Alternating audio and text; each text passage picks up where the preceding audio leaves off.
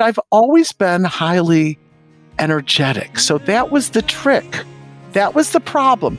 How do I use this high energy without overdoing it, without over planning, over traveling, overworking? Because it is a big vessel. It is a capable vessel. That's why I took advantage in a negative way. Hello there. I'm Tanya Khazanov, and you are listening to Human and Holy. Human and Holy is currently on a season break, so if you see me, no you don't. I'm not really here. I am here. I'm here because I could never leave you hanging. Over the next couple of weeks, we are going to be re-airing old episodes of the podcast, beloved by you. These conversations are so timeless. We are experiencing Jewish wisdom, and these conversations never get old. Today's episode is a conversation with Rus Devora Wallen, who speaks about her own experience of a stroke and watching her clients rise from the depths of internal struggle, and how she has literally seen the story of Yerida, Aliyah, how we often experience a descent in our lives in order to experience an ascent being played out in her own life and in the lives of her clients. How can we support ourselves in rising after we have plummeted? And how can we experience our descents as the driving force of our subsequent ascents? Enjoy today's conversation. My name is Rus Devora Wallen. My professional or legal name is Darcy, so some people know me with that name. I'm a licensed clinical social worker. My day job is I speak to people daily as a therapist, trying to help them sort through their lives. A lot of the stuff that's going on now in the world, all of the political and other insanity. So people are really heightened with their anxiety. So I help people settle, get some self-regulation tools, calm themselves down, feel better about their lives, be able to manage in the crazy world that we live in. Nice. How did you get into this work? Okay, so I sometimes jokingly say I'm a social worker. I'm social and I work. As a child, I was always into people and I was always into helping. And I was naturally, I guess, until 1989, when I went to social work school, after I'd already had Gilgulim, incarnations in my life of being a music educator, doing various other things in my life, I decided to go back to social work school at that point, because really I was living like a social worker without portfolio. People would come to me for guidance and support.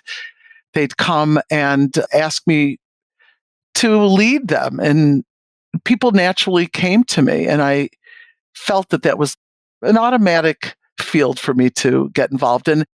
I've heard that from quite a few people, that before they became social workers or therapists, they felt like they were social workers or therapists without the training. Yeah, exactly. Because it's often like a natural instinct that they have to listen, to guide. Okay, so today we're going to speak about Yerida Wallen, this concept of descending in order to ascend. Before we get into your story, I would love if you could just share your understanding of this idea. Okay. So Yerida Wallen is a Kabbalistic concept. It's a Hasidic concept. And it's brought up frequently in the literature, certainly of the Chabad Rebbeim. And literally it means sometimes you need to go down to come up. You need to have a challenging experience to be able to ascend to a higher place. Sometimes people have what's called a metanoia, a life-transforming experience. And that's kind of what happened to me on many levels at many times in my life that would guide me to a new experience or a new choice in life. 4 years ago, well, now it's closer to 5 years ago almost, Shavuos time, I had a stroke. It happened in a very kind of strange way. The weeks preceding it, I kept telling my dear friend, I'm working too hard. I have too many clients. It's too intense. This doesn't feel good. I was just like overdoing it and not sleeping enough and not following my own guidance. I wasn't practicing enough of what I preach. And Shavuos, I woke up in a start. I was supposed to wake up a half hour earlier than I did, and I rushed to get out of the house because I like to listen to the 10 Commandments in the synagogue.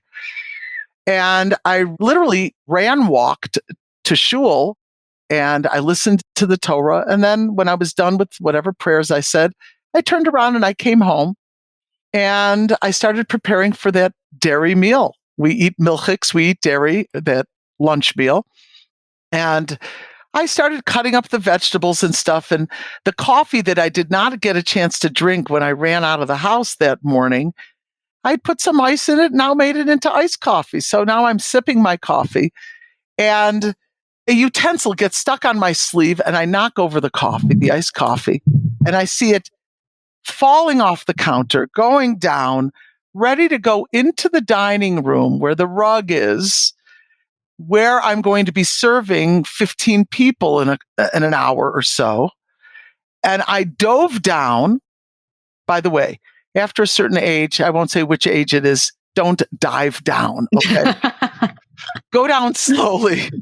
So I dove gracefully down. Bend. Gracefully, slowly bend down. Take your time. So I grabbed these towels that we just happen to have in the corner when we wash ceremonially for the bread, ritually for the bread. I dove down, and when I came up, my arm was flaccid and it was weak, and my leg felt weak. And there was no one there to speak with, so I couldn't tell what was going on with my speech.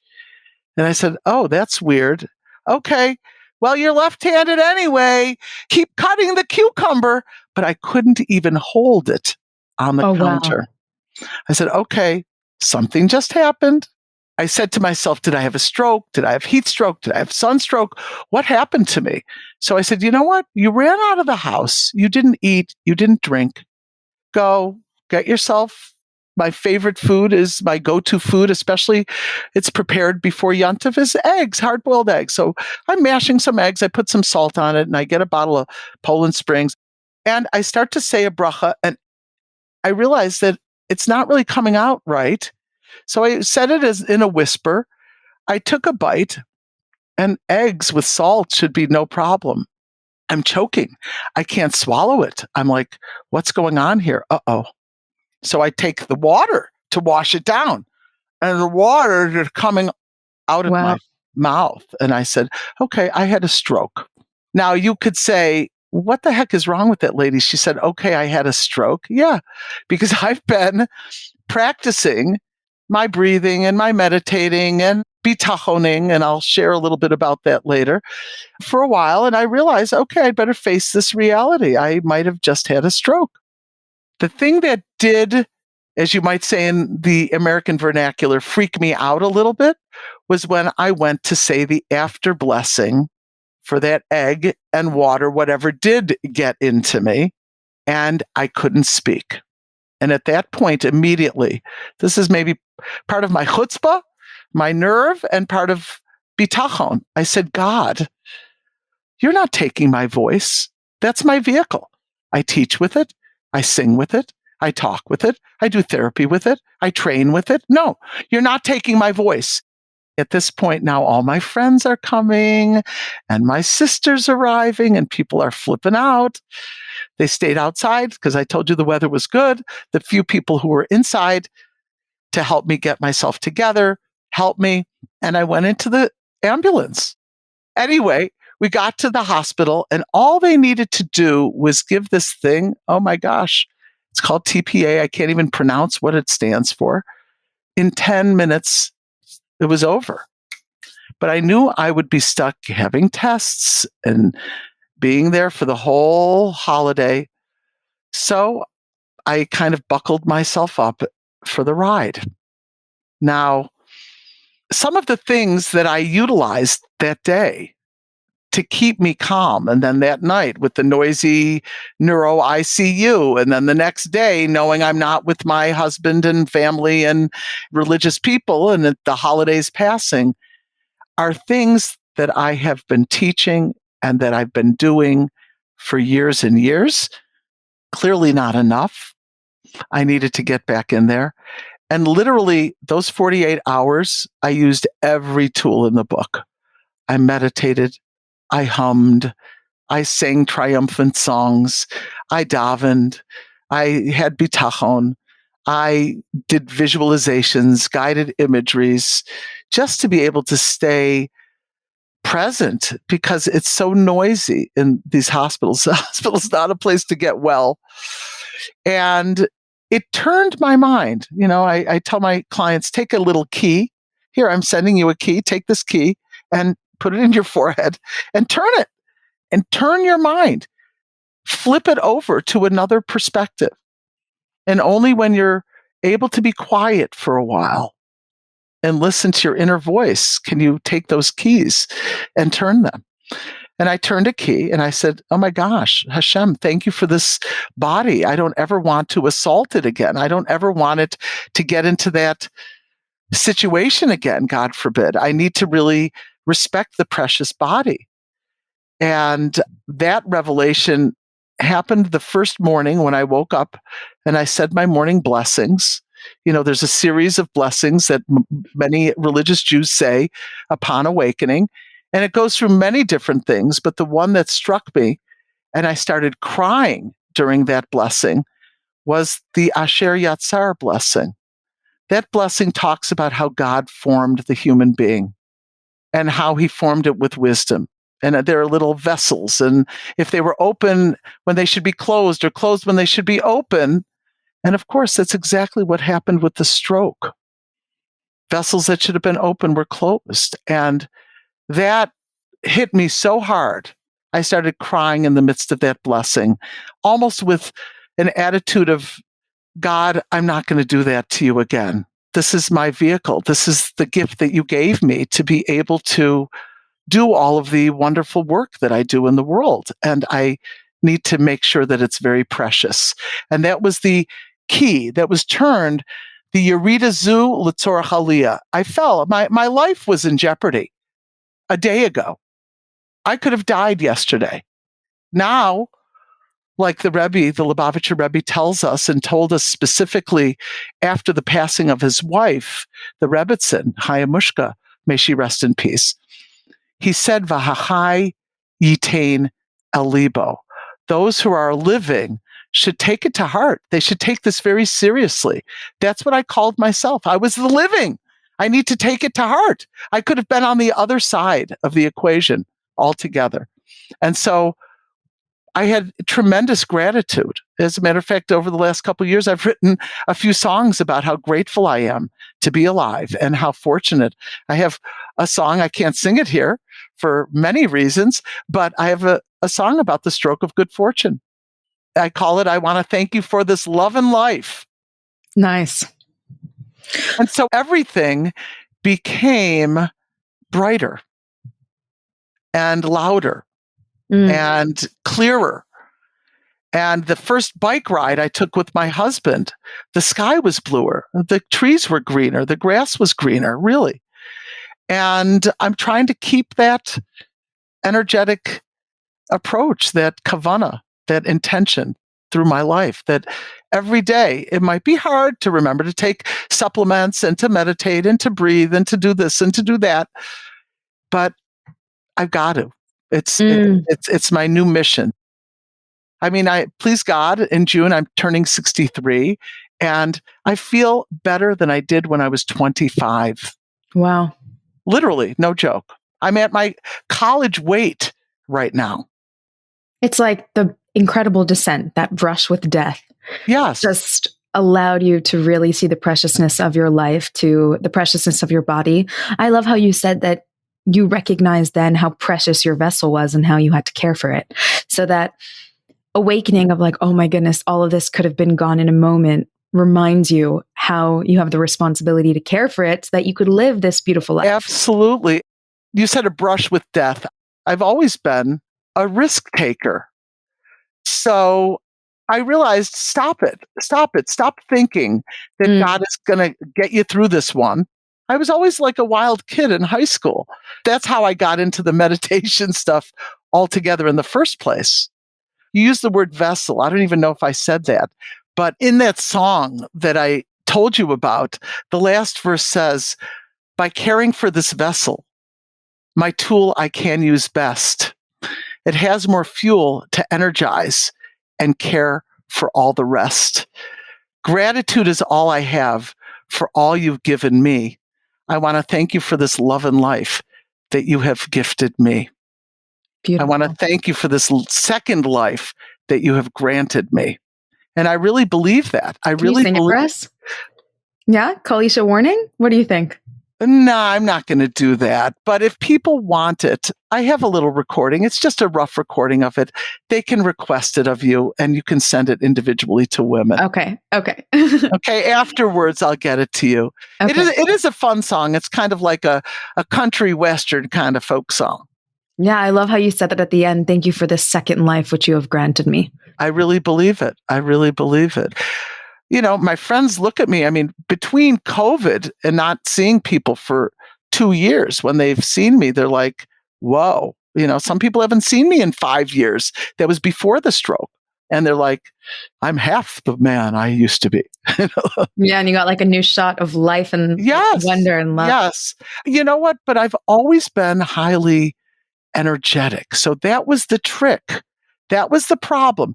How do I use this high energy without overdoing it, without over planning, over traveling, overworking, staying up too late, even if it's recreationally? Tone it down, because it is a big vessel. It is a capable vessel. That's why I took advantage in a negative way. And now I really want to take advantage in the most positive way, which I believe I am. I really believe I am. I feel very blessed.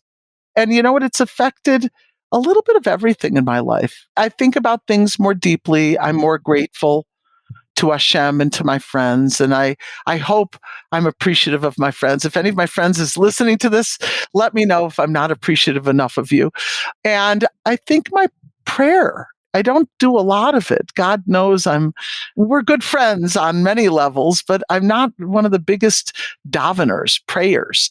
And I've taken it more intentionally and slower, and more in a meditative way, more in a way of really listening to what I'm saying, what I'm doing to connect with Hashem. So everything kind of got into focus. הנשמה יורדת אל תוך הגוף וצועקת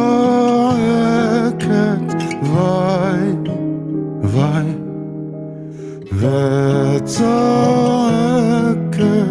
וואי וואי ירידה זו צורך עלייה עד שכל זהו כדאי ירידה זו צורך עלייה עד שכל זהו כדאי. I'd love if you could share any example of a client that has experienced this Yerida Zula Aliyah, this descent for the sake of ascent, and what that looked like and how you were able to possibly guide them through it and what the process was. Okay. So there are many such examples. And for the sake of anonymity and protecting the confidentiality of my clients, what I will do is I will morph a couple stories, kind of details together. There won't be any names. Okay. But they've all existed. So I'm going to put kind of like two stories together in one. Okay. So I had a woman who had what's called a postpartum psychotic episode. Postpartum psychosis is really serious. It's way more serious than postpartum depression, postpartum anxiety, postpartum bipolar. This is where the person is delusional and really not present, not really trusting, maybe a little paranoid. And the Rav from her community called me and said, you need to speak to this woman. You need to help her. I said, she's not going to call me. Get her husband to call me. The husband calls frantically, you got to help my wife. She's going and she's firing her doctors and she's blah, blah, blah, blah. Like, she's yelling at us and she's yelling at the children and we just had a baby and blah, blah, blah, blah, blah. I said, you need to be as calm as possible to deal with her. Should I take the kids and the babies and leave the house? No. stay with her, but you need to be present. So he was in really bad shape. He had called his Rav. What do I do? The Rav called me. I said to the Rav, it's not going to work unless he calms himself down. It's not a matter yet of the woman. Now, what I've seen now, it's over 30 years in practice. What I've seen is when one spouse takes care of him or herself, the other one wants a little piece of the action. They get a little jealous. So this guy, basically, I taught him some self-regulation. I taught him my meditation. I taught him what I call my breathing contest. I can share it with the audience in a few moments. I can share the actual techniques if you'll allow me to do them in vivo. Yeah. Right here. So this guy not only took my guidance seriously, like he was really into it. So that meditation that I said, do it at least once a day, preferably in the morning. So he did it in the morning before she yelled at him. He did it after she yelled at him again before he went to work. He did it when he sat in the driveway before dinner. Wow. He did it then after she yelled at him again and was out of control. Wow. After several weeks, he was really toned down and he was responding to her in a different way. Now, there's a controversy scientifically, neuroscientifically, if there's a thing called mirror neurons, but we know from the Torah, kamayim panim el panim, kain leva adam ela adam. Just like face is reflected in water back to back, face to face, similarly, the hearts of a person are reflected. So as he toned down, she toned down. As he toned down, she started getting envious, jealous. And she asked him, what are you smoking? I want some. And he said, I'm not smoking anything. I'm doing a meditation. And she said, give it to me. And then he's texting me frantically, what do I do? I said, what? This is the moment we've been waiting for. Give it to her. So she started doing it. Then she wanted my number and my name. And then she started coming. Then she started calming down. She was back to her old self. We did other things. It's not just these two elements. We spoke as well. She was in a traumatic situation. She had a post-traumatic disorder with her birth. Unbeknownst to me, until we had sessions, she had had a very horrible episode as a young woman. She was attacked. So this brought it up in the birth experience. So she was traumatized. So we did trauma work, but mainly it was my breathing technique that I'll teach your audience and the meditation that she said really helped her stay present and bolstered and calm. And then the couple came together at that hour. It was in the evening. They were on the West Coast somewhere. And they did really well. Of course, she had to reconcile what she had done to her poor husband. And the interesting phenomenon in this story is very often other things get improved while people are. So a lot of Yeridos get elevated. So he did well. She did well. The children did better. But another crazy thing, the man had a particular syndrome called Tourette's. And the Tourette syndrome causes a person to have vocal tics, movement tics. As he was learning the meditation, those were getting better. Prior, when she was freaking out on him, they were getting worse. Right. So as he calmed his nervous system and his body and his neshama, which I call the three-legged stool, he was able to heal himself of that other thing. So that's one little story. I mean, it's a big story, but I've seen this many times with my clients. אל תוך הגוף וצועקת וואי וואי וצועקת וואי וואי ירידה זו צורך עלייה עד שכל זה The body, mind, and neshama, the soul, are intertwined. You can't separate them. So what goes on in the mind affects the body. What goes on in the body affects the mind and the soul. If I'm upset about something, then it's going to make my heart pound, my body stiffen up, sensations occur in my body, butterflies or whatever. And then guess what? Then I stop thinking that God has my back. Maybe Hashem's not really there. And then so each of the, what I call legs of the stool, fall down. Doesn't matter which leg you enter with, right? You need a minimum of 3 legs to sustain a stool to keep it stabilized. Nice. So if one leg falls, they all go. If my mind goes and I think drastic thoughts, then my body starts doing its thing. My neshama forgets that God is right here with you. And it goes the other way around.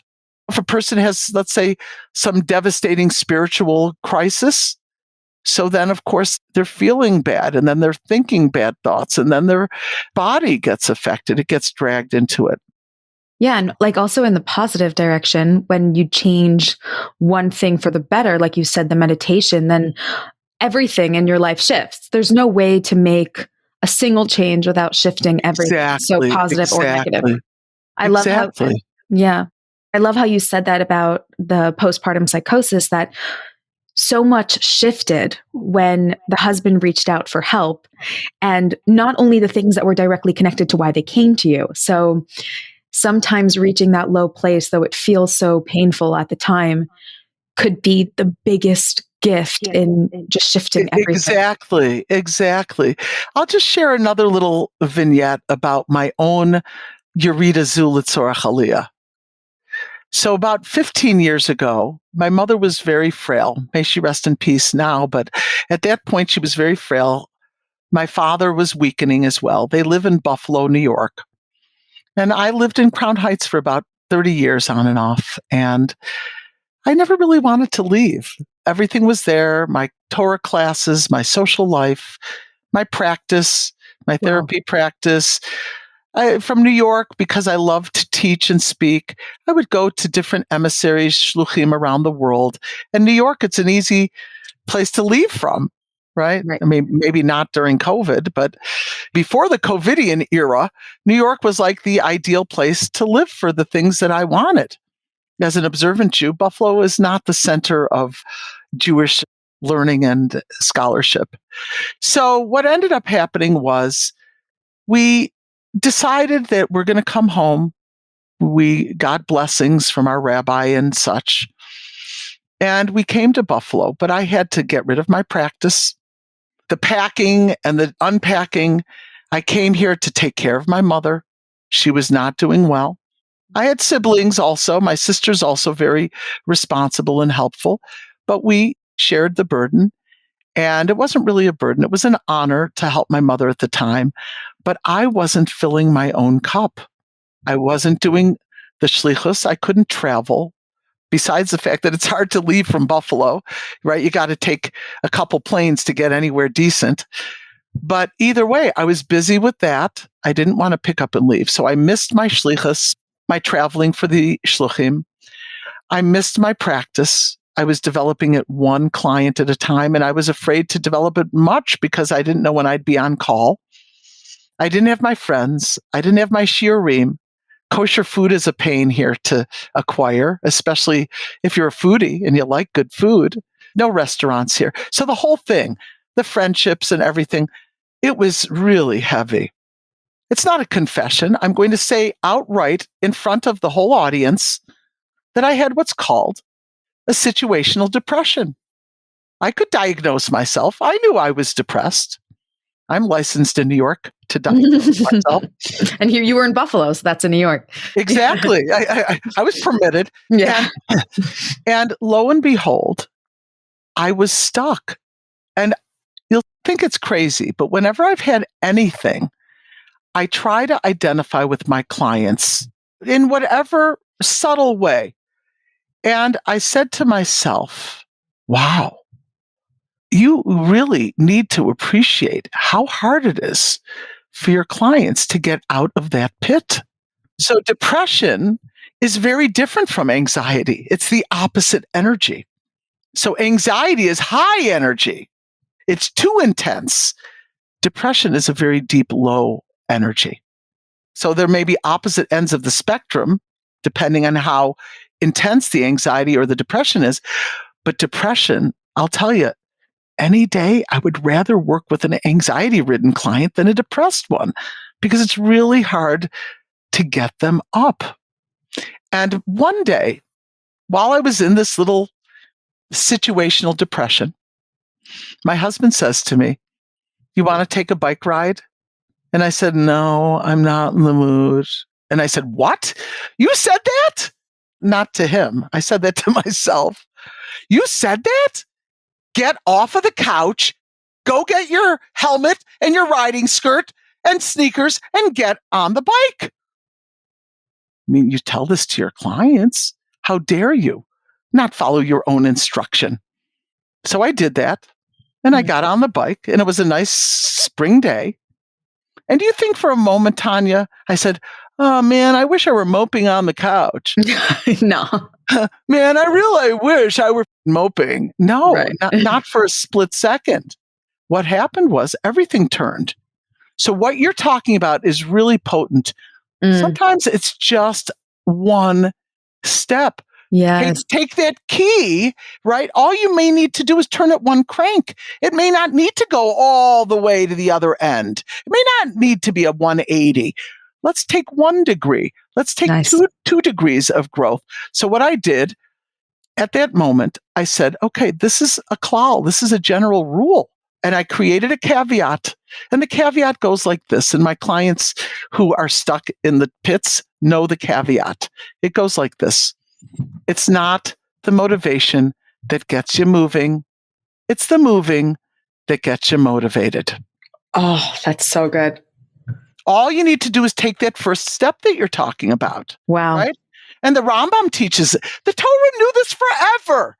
Let's go to the Mishnah. Mitzvah gereres mitzvah, avera gereres avera. Now you could say, well, maybe I'm not doing a mitzvah or an avera, but something in the good direction gets a train of good deeds. And something in the negative direction, it attracts, it's magnetic. It magnetizes you. So the more you sit, the more you're going to want to sit. Right? The people say I'm lazy. Don't call yourself lazy. I call that a 4-letter swear word. Right? All you need to do is put 1 foot down and go. Nice. Just get off the couch and get on the bike. And once you're on the bike, you're like, I can't believe I didn't want to get on the bike. Yeah. So it's not the motivation that gets you moving. It's the moving that gets you motivated. And that's great. And that is really the basis of Yerida or Aliyah. Until you've got a recognition that you fell, how are you going to come back up? You don't have any reason to do so.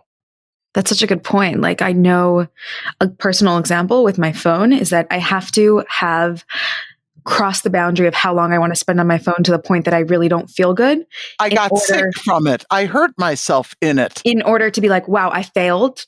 And only then can I make real changes, as opposed to like, whatever, I should spend less time on my phone, you know? Well, but it's like, don't go there too often, Tanya. Don't go there too often. No. I actually have real intense time restrictions on my phone, really strong boundaries. But it did take one evening of just spending so much time that I just felt nauseous and sick. And it does have physiological effects on us. I like that idea that you have to have the recognition that you failed in order to really take a hard look in the mirror and say, what am I going to change to make the situation consistently better? Not just like a little better tomorrow. Because I think sometimes what happens is that the next day you do better, and then the next day you fall again. But if you're able to recognize the failure, then you can ascend from there. Exactly. And we see that throughout the Torah, throughout Hasidus, right? We see the Rebbe on Tes Zion Sivan, the 16th of Sivan, in Hayom Yom, in the daily diary, where he's got interesting insights and thoughts, Torah thoughts. He says, for a person to heal of an illness, they first need to recognize that it's there, right? You can't turn around if you don't recognize that it's there.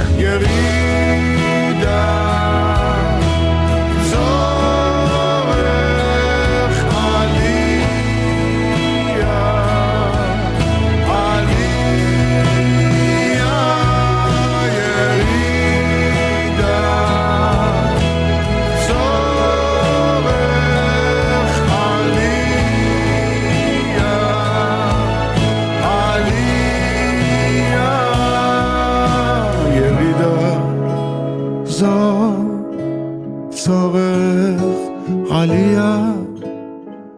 I would love if you could share the meditation that you mentioned you would do with us. I feel like that is the practical takeaway that I want to take. I want to end off with this meditation so that we could close with your words, with that meditation that basically is going to help. Sure, of course.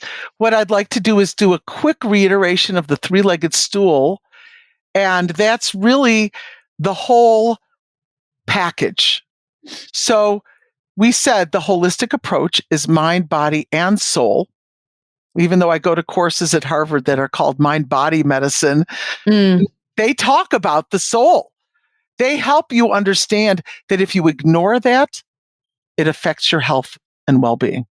So in the three-legged stool, the spiritual leg of the stool is bitachon, trusting that God has your back. Because then you're not going to be anxious, and then your body's not going to be affected, and your mind's not going to be affected. I trust that God has me on this path. So I tell people, this is, let's say, the simplest way to do the three-legged stool. Do it all in bed. So right before bed, read one of these letters or anything about trusting in God or anything that's spiritually inspiring to you that you trust.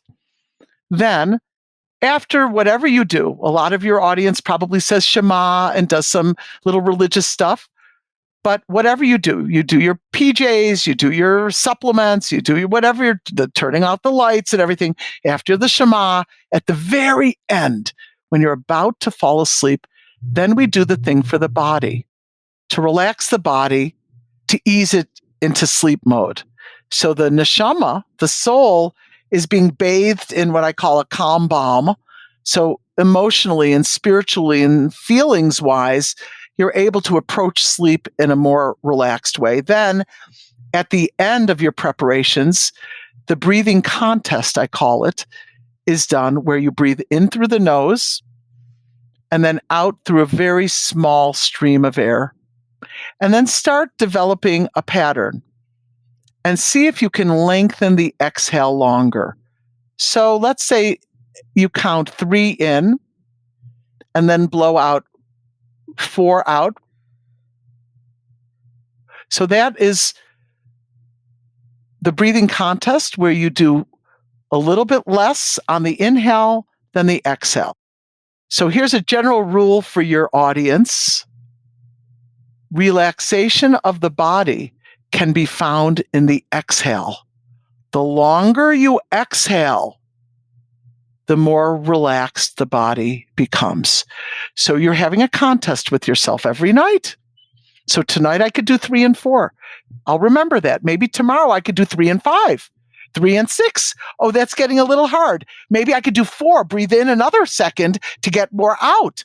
4 and 6, 4 and 7. And each night you compete with yourself with this breathing contest. The most basic premise of that I call basic breathing for beginners. Even if you're 30 years old, you're still a beginner, because by age 8, we've watched people breathing in incorrect ways. We've seen people, mommies and women, pull in their tummies, so they're not allowing the diaphragm to do its work. And daddies to stand with a rigid big chest to show their macho kite. So we're not watching people breathing diaphragmatically since we're like 8 years old. We change our own breathing. So basic breathing for beginners is always breathe in through your nose. Train yourself to do so. And you can exhale however you want, but slow down the exhale. How do we know you breathe in through the nose? Because that's the organ of breathing that God gave us right from Bereshis, from Genesis. Because it says, Vayipach ba'apav nishmas chaim, that God breathed into his nose. So inhalation is always through the nose. Now, the third, and last but not least, is the meditation. So we did the bitachon before bed. We did the slow breathing at the end of our day, at the very end before we fall asleep. The counting, by the way, functions as a distraction. So I can't worry about tomorrow or think about what didn't go well today because I'm counting, and that's the last thing I'm doing. Nice. And then in the morning, as early as is possible that fits in your day, do the meditation while your brain is still intact, right? Do it when you're fresh, okay? So the first thing you do in the morning would be the meditation. If you can do it right then and there, it's called, you like the name, it's called a meditation. If you do it a little bit later, that's fine. Do it as a meditation before your day gets too hectic, because later on you won't have the capacity or the inclination or the ability. Okay, so here y'all go. I'm going to do, let's say, a 3-minute sample, just to give the audience a flavor of how this is. And should I close my eyes? You're welcome to. I'll give you those instructions. I do. So the basic premise of the meditation, really, we said it's for the mind.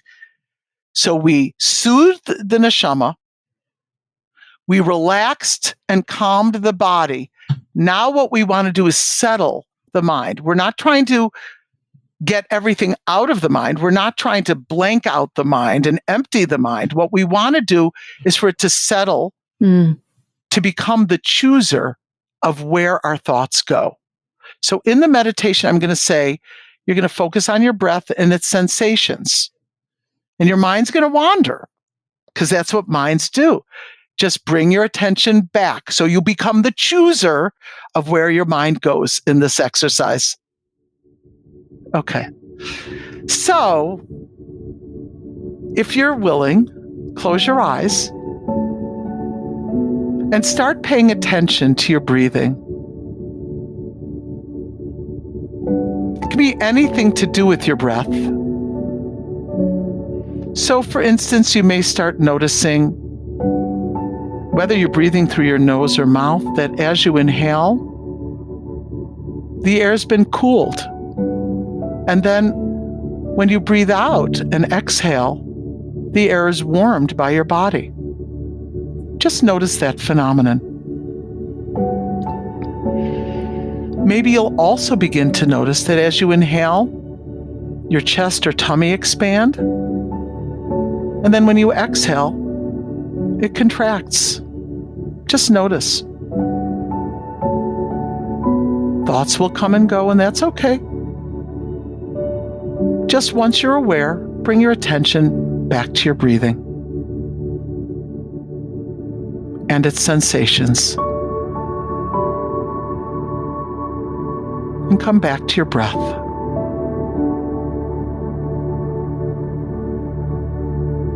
Back to your breathing.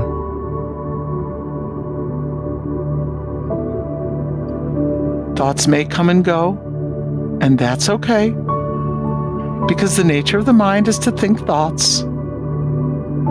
Once you're aware you're thinking extraneous thoughts, gently and non-judgmentally return your attention back to your breathing and come back to your breath.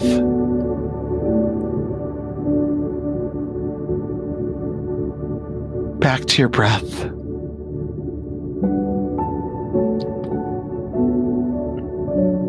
Thoughts can easily be dismissed as if they were clouds passing in the sky. Just let them go and come back to your breath. Or you can imagine them like a leaf floating down the stream. Just let it go and bring your attention back to your breathing and come back to your breath.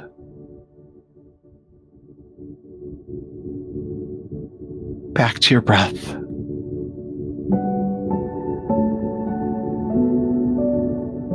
Now, in the interest of time, this has been abbreviated, but commend yourself for taking this time. And when I count to 3, we'll open our eyes. 1, 2, 3. And there you have it. How was that for you, Tanya? So good. Yeah? I'm like still waking up from it. Oh, all right. This wasn't the relaxation. I'm playing with you. It wasn't the relaxation. Don't go to sleep. You got to cook. It's a Friday. You got a lot of preparations to do yet.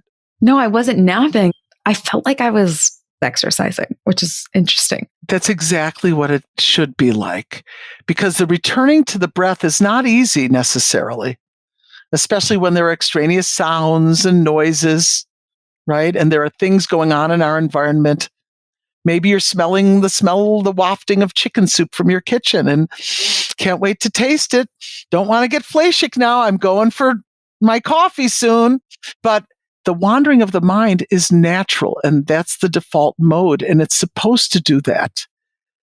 The training here is to bring yourself back. Imagine, Tanya, the effect of repeatedly doing this on the person who's got anxious thoughts or depressive thoughts, or the person who always gets gravitated to feelings that are really not good for them. The interruption and the choosing is really, really potent. And people say, oh, I tried to do it when I was upset. It didn't work. No, you don't wait. That's why you do it come hell or high water. And that's why I say, do it in bed. Stop saying you don't have time during the day. So do it.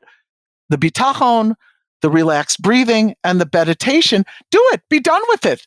So now you can get the freebies, the benefits that come from it because you've been practicing.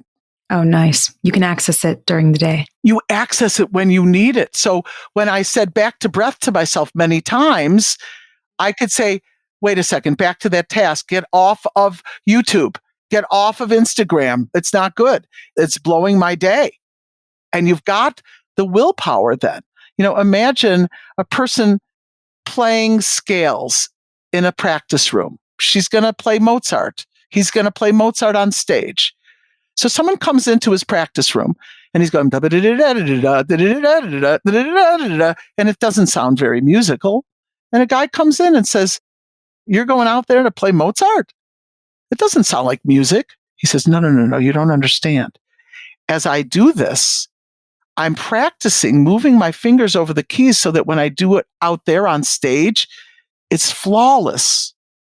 Think about this as a practice. You said this was exercise. It's exactly what it is.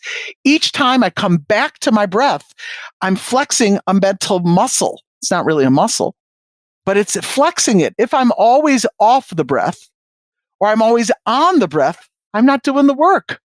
The mind needs to wander. That's another Yerida Zula Aliyah. Nice. If it doesn't go away, I can't bring it back.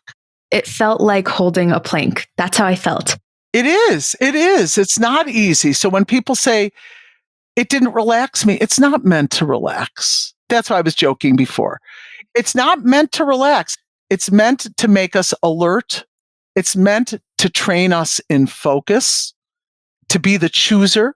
This is the ultimate, what we call in Hasidic philosophy and Chabad philosophy, it's the ultimate Chabad brain.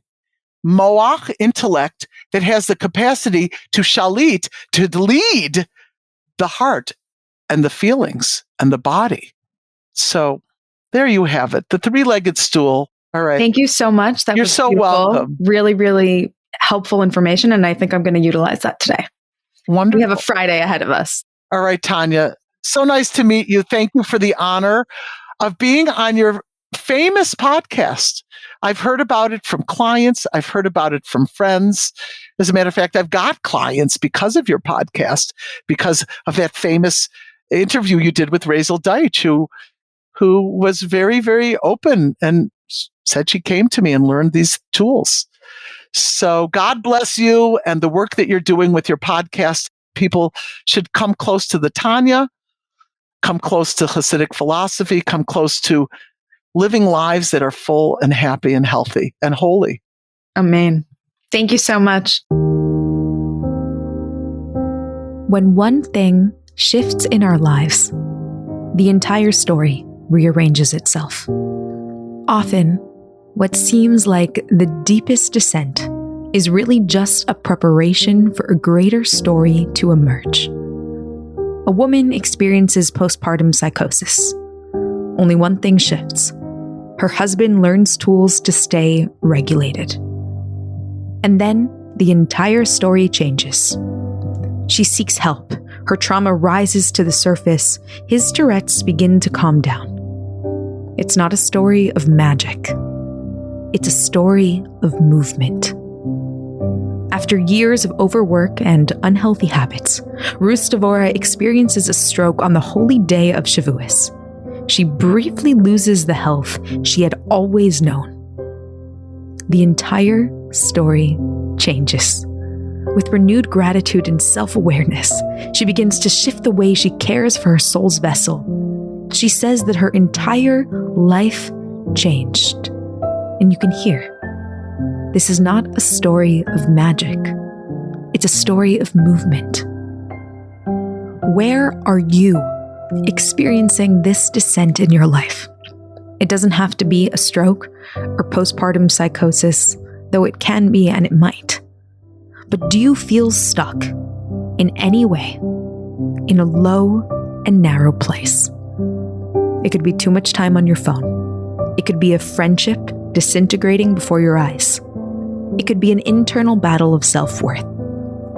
See what would happen if you allowed that descent to push you towards a tiny shift. What would happen if you recognize that the feeling of stuckness is signaling that it's time to move, to take that one step? And then you will watch how so much in your life begins to rearrange itself to accommodate that one minuscule ascent. When you feel yourself glued to the couch, but then you push yourself out the door and onto the bike, that descent, that sluggishness, that stuckness becomes the catalyst for a tiny ascent, taking a bike ride, even though you don't feel like it. And then that snowballs and catapults you further into the most elevated parts of yourself and your life. Yerida Litzarach Aliyah. Often in life we experience a descent for the sake of ascent, if we make it so. Thank you so much for listening. I hope you enjoyed today's vintage Human and Holy episode. We will be back with season 6. Can you believe it? I'm so excited. On September 7th, Yud Dalet Elul, fresh content to start off the new year. I cannot wait to share it with you. If you have any feedback, topics, guest ideas, things you want to see in the upcoming season, this is your time. Email us at info@humanandholy.com. We love hearing from you, and Human and Holy has always been a collaboration, hearing from you on the topics that you want to hear, ways that we can support you in living your most godly, spiritually connected life. And I welcome and cherish the conversations that we have and your feedback and input in the conversations moving forward. Thank you so much for being here. Make sure you hit the subscribe button wherever you listen, YouTube, Spotify, Apple Podcasts. You know the drill. Leave us a 5-star rating or review if you love it. And if you don't worry about it. Just don't leave us anything. I'm kidding. Tell us honestly. Tell us how you feel. Thank you so much for listening, and I'll see you next week.